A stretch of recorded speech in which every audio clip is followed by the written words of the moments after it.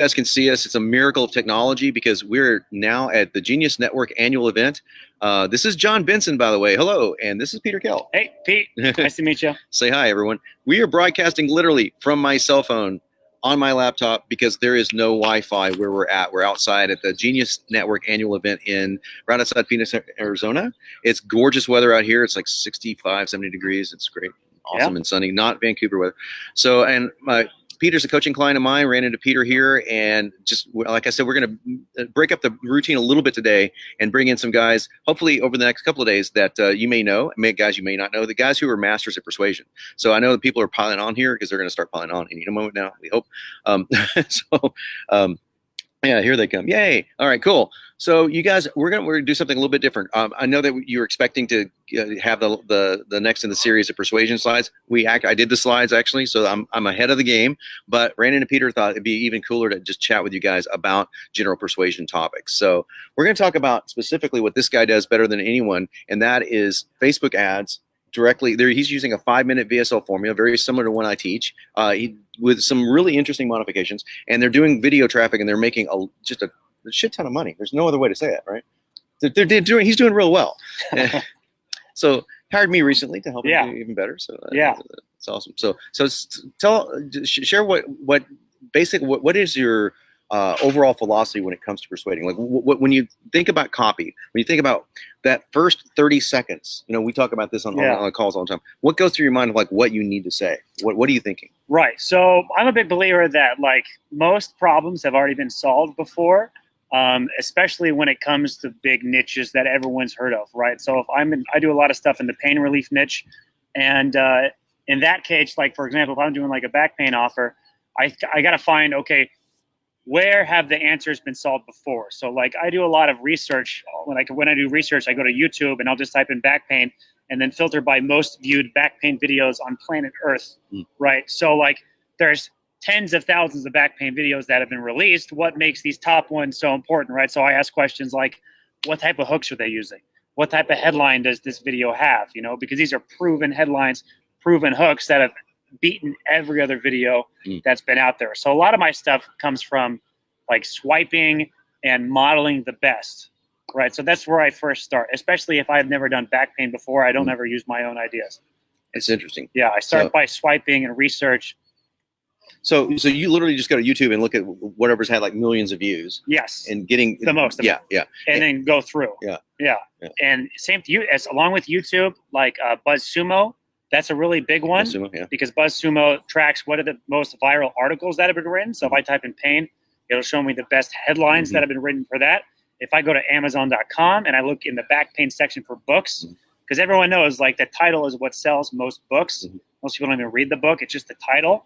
So if I filter by most highest reviewed book, you know, I can see some serious headlines that have really worked and gotten in the target market. A lot of time the descriptions really describe what these people want, and the reviews and the comments have a lot of really good copy that kind of I can just get straight into the mind of the customer just by researching like that.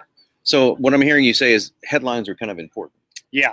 the first I mean, especially with the VSLs, everyone's just scrolling through Facebook like a mindless zombie, and the question they ask themselves is, am I going to watch this fucking thing? Right. Am I going to watch my video? And if you can get people to say, yeah, I'll watch it, the whole thing is the first like 20 to 30 seconds. It's really the first 8 seconds, but after about 30 seconds, someone's watched 30 seconds, they're pretty committed to this damn thing. And they're a lot of times they'll watch a lot more of it. So it's the first short little bite that really matters that you want to kind of test a lot. Right. And so we've talked about the importance of we've talked about a lot of persuasion techniques over the last 9 days now. But some of the most vital part of anything that you do is the very first minute that somebody sees your stuff, very first 10 seconds when it comes to a VSL.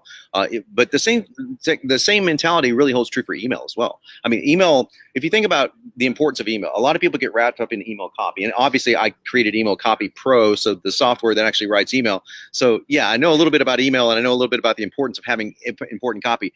But guess where a lot of our work went in emails? If you guys can guess that, put it in the comments. And don't forget that we're going to choose another commenter to win the prize that Adrian won yesterday. Adrian won private session with me with 3 other people, so it's not totally private, but it's gonna be a 4 group coaching session with me. I'm gonna be able to speak here in a moment. I haven't had any food yet, so that's my brain's not working. But this is gonna be awesome. It's a $2,500 value to get on the phone with me in a group of 4. So that's what we're giving away to 4 people. And I do need to interrupt you 1 second. I need to interrupt myself by saying I was wrong yesterday on how we choose the winner. I said, okay, we're gonna look at who's making the most kick-ass comments and everything. We're actually looking at this in random, and my nice team told me that's not exactly how we do it, because that way we don't have a favorite, and that's kind of cool. So we're looking at people who comment a lot, and we put it into a randomizer, and then we throw out all the bad comments. We only look at the best comments. We put the number of those comments into a randomizer, throw the random.org, pick the number, and then whoever wins. So that means anyone's got a chance to win. So we're not judging you based on the quality of your stuff, except we throw out the really bad comments. So with that in mind, comment on what you think the most important part of an email is. What do you think it is? I realize there's a delay. Somebody should say, I know what it is right off the bat, because we're talking about. I think there is a delay. So we're gonna get some questions here. So I'm gonna wait for these comments. This is like a 30-second delay. So okay, so in the interim, while we're waiting on you guys to give us the answer to this, because it is a very, very important answer. Yes. So we get subject line. Yes, the answer is subject line. So this is a great question. And let me just really emphasize the importance of that subject line thing. People, especially on phones. I mean, how much of traffic comes from mobile? Majority. Yeah. Okay. So I almost all just put mobile only traffic. Okay, just think about this. Now, this guy's running like. I don't know if you want to talk numbers or not, but if you don't want to talk numbers, let's say a large amount of money. Large. Sometimes it's $1 million a month in ad spend. Yeah, so he's running a lot in ad spend. Okay, now think about this. Did I mention that we're on a cell phone? We're using a hotspot from Canada, no less, to do this. So I'm surprised it lasted that long. Yeah. I'm hoping that we can get you guys back on here. If not, that's cool. Appreciate you trying. But let's get this out real quick, and then we'll call it a day. We were talking about videos that don't work and why they didn't work. He had a video for Tom Brady. Yeah. Tom Brady was, so you think that immediately you're going to get a superstar in the mix for a mattress company, right? Yeah. Okay. So why didn't it work? What happened? So honestly, we didn't even get it running. It was. My whole philosophy is like be as aggressive as possible with your ad, and then show it to the client, and then they'll kind of back pay what I'm allowed to say and what I'm not allowed to say. And they kind of changed their deal with Tom so that I couldn't run a lot of the things. Tom was like, okay, I actually just want to be able to say that I use the mattress, but it's just super strict, right? So I'm like, just like, oh, we got to use Tom. So I just take a shit ton of action, and then just, you know, like hit the gas and fix the damage is my motto. And sometimes I hit the gas and then realize, well, that is like, I couldn't even have worked on that anyway. So yeah, so that one didn't really work. But a lot of the failures I get with videos, I mean, it's more of like 1 out of 3 will do well, or 1 out of 4 offers will do well, right? So you just keep practicing and practicing, and you kind of, I don't know, it's you learn about what niches, right? Like if you're not solving a big problem, like if you're not like, you know, a product that really solves a painful problem, it's going to be much harder, right? I don't really think about what products I'm selling. I always focus on what problem I'm solving, right? Because the more painful a problem, that's what you're doing anyway with any business. You're solving a problem. Yeah. So if you guys approach your emails, your VSLs, your sales pages, all the conversations that you're having with your potential clients as problem solving versus selling versus product selling, and that's the biggest thing that I see as a copywriter is people fall in love with the products. They're like, oh, the product does this, it does this, it does this. No one gives a shit about your product. They don't. They do not care about your product. They don't care that I created the best software on the planet for email. They don't care. What they care about is can your emails make me money and save me time? And that's what they care about. So I can get wrapped up in my own stuff going, oh, it's the greatest stuff ever. Well, in reality, that's not what people care about. So they care about the problem, the pain that they're in. So what I'd like you guys to do for tomorrow, and I don't know if tomorrow's going to be back to slides or if I'm going to have another impromptu kind of guest. I hope you guys like this kind of stuff. We're going to still get through all the slides, I promise. Even if I have to go longer than 30 days, we'll get through it all. But I think we'll give you a lot of value here. But I'd like you to be thinking about is make a list of the top 3 primary complaints that your customers have. What are the top 3 primary complaints? Now, that's my wording of it. People say problems. I look at complaints because people are complaining in their mind about something. What is it? What are the top 3 primary complaints that your customer has? Write them down, and then we're going to address them tomorrow. I want to see them in the chats, and that's going to take you a long way to getting your persuasion down. Because if you can talk their language and go back and listen to what we talked about the last few days about how to speak the problem back to them in their own language and not use your own words to describe it, we'll end with this. How important is that? Like if I say to you, like, Peter, you know, I'm having a really hard time gaining muscle mass. Let's say that that's my problem. And then you come back to me and go, so I hear you want to get fit. Yeah. Can you, there's an immediate disconnect. Yeah, right? it's like talking to a stranger. I'm like, well, sort of, maybe, but if you echoed the same thing, even word for word, so you want to pack on muscle mass. Yeah. And even if I said, if I want to gain muscle mass, so you said, well, you want to pack on muscle, it's that specific. You want to use the exact words. If they say gain, if it's 90% big, you say gain. So that's what we're going to look at tomorrow. But you need to know what those problems are. You need to know what the complaints that your customers have so that we can help you solve those complaints with words. Any parting advice on that, Peter? So I do mostly advertorial style copy, where a lot of people do copy where it's like, oh, they're like, oh, this is my product. I'm selling this product. This is me and this is you. So advertorial copy is where it's like, hey, check out this guy's product. So I'm like reporting on somebody else's product, which I have a much lower barrier to entry. And it's all a story too. It's all like, I'm telling a story the whole entire time. Oh, this guy over here discovered how he could reveal or how he could, you know, eliminate problem, you know, and then he went through this kind of whole, so it's a whole story. And if you want to check it out, you go over here. So it's like, it's not my product that I'm selling, it's somebody else's. So I find that kind of reduces a lot of the like barrier, like people got walls up or something. So yeah, because he doesn't even sell his own product. So now I'm going to end with a shameless plug. And I hope he's going to answer this question in a positive way because I don't know the answer to it. How important was my VSL formula to your success? Yeah. So, okay. So first day I reach out to him, my whole campaign just went to zero, right? I go to this guy right here, make some tweaks. All of a sudden I'm back to like 70% ROI.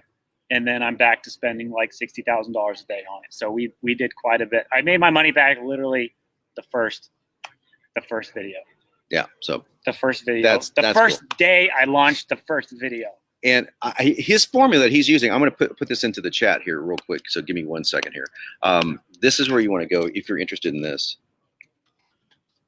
You love this doing live here. This is so much fun. Go here.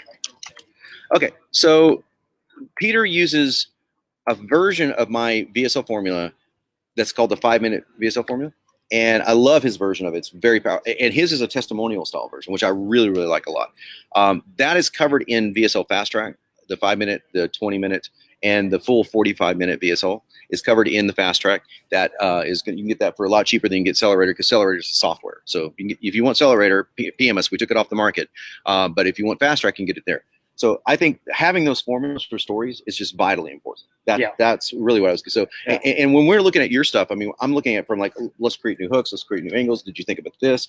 That's really one-on-one. That's high-end custom stuff. But if someone's just getting started, how important would a structure like Fast Track or a structure like Accelerator be for them? You have to have a Fast Track, especially if you're not doing really well right now. I mean, you have to have something you can model after. That's proven. Like, do not use your own ideas when you're first getting started. Like, you got to have a formula that you can follow. Yeah. Like that's so key. I mean, you got to be using ideas from the top Amazon books, the top YouTube videos. All your ideas have to be proven. You can't risk it. You can't risk your stuff on new ideas. I don't know. Like, if you had a gun to your head and you had to make money now, you don't use new ideas. You use proven ideas. So. And there's a sense of, you feel like, oh, I don't want to plagiarize. I want to be creative. You can be creative after you start making some money and be creative. So now the idea that I stole from Peter, which I think is shameless, and I'm going to totally steal, is I never thought about going to YouTube and looking up the top videos, because that completely makes sense. If you find a YouTube video that's got 100 million views or whatever it is, 50 million views, then you pretty much know that whatever they're saying in the title of the video, the description of the video, the first minute of the video, the hook is vitally important. Vitally important. Now, obviously, you can't steal. If they're selling something, if you steal that, then you could get in bad trouble. He's talking about videos that are just of public interest. Model it. Just model. Like, what do you know? Like, all the top back pain videos happen to be all cute young girls laying, getting a massage. You know, talk about a hook that interests the whole market. You know, why would that work? Why would that? I don't know. So I didn't come up with that. I copied it. I put it in my video, and it worked super well. The market just resonated with that stuff as far as grabbing attention goes, and then I can sell them later on. Awesome. But yeah, my videos, 5 to 8 minutes. I use it as a video ad that I run on Facebook. And when someone's done watching my video, I send them to a checkout page. There's no more dicking around. Right. You watch my video, and when you're done, you are buying it. Right. Buying the product. So there's no more intermediate. It's just video, checkout page. So here's what you could do if you were so inclined to do this. You could take the fast track, get fast track, go study the whole thing so you can get the 45-minute version down, but look at the 5-minute VSL formula. Okay, that's very similar to what Peter's using, and use it in the way that he's using it, which is an advertorial for something else. In other words, you're not talking about yourself, you're talking about somebody else. Like, hey, I found something that really works, that kind of an thing. And that is a fantastic way to start making money online. Even if your first video doesn't work and your second one doesn't work, go for your 30th one. Go for your however long it takes, right? Yeah. But you don't even have to have your own product. And no sales page, no nothing. He just makes a video and sends them directly to the affiliate's checkout page, and he makes it. And it's all cold traffic. It's all cold traffic. It's all It's not like I warmed it up and I had some secret. All that. Well, sure, a ton of people. No, this is cold people. That's my thing. I convert cold people into cash. Yeah. I am actually, he inspired me to do this for somebody else, because I always do my own stuff because I've got my own product. So we found a product that, hey, I'm going to try this. You know, I can write a VSL, I think. Yeah, considering I kind of started that whole thing. But that's why I went to him. Yeah. Who else would you go to but this guy? Exactly. So I said, hey, why not give this a shot and find a product that I really like and that I'm not even remotely affiliated with. So we're actually in the process of writing one ourselves. So we'll see how it goes. And, cool. But I'm not expecting the very first one to be a smash hit. Maybe I get lucky, but if not, you keep going, man. Yeah. You just keep going. It's focused on your 30th try. Yeah. You know? All right. My allergies are kicking in, so it's time for us to call it a day. Thank you again for joining us today. Facebook Live tomorrow. Persuade and Profit Live again at 11 a.m. Pacific Standard Time.